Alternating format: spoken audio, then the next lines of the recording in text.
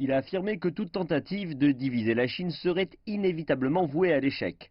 Le président Xi a fait ces remarques lors d'une réunion avec le Premier ministre népalais Khadga Prasad Sharma Oli à Katmandou.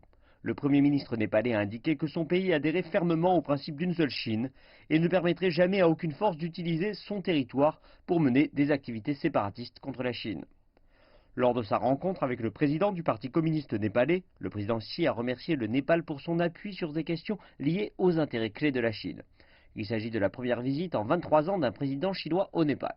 Xi Jinping a aussi rencontré son homologue népalais Bidya Devi Bhandari et appelé à la construction d'un réseau de connectivité transhimalayen.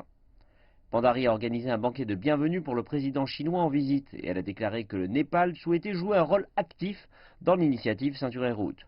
Et cette courte visite a abouti à une déclaration conjointe en 14 points.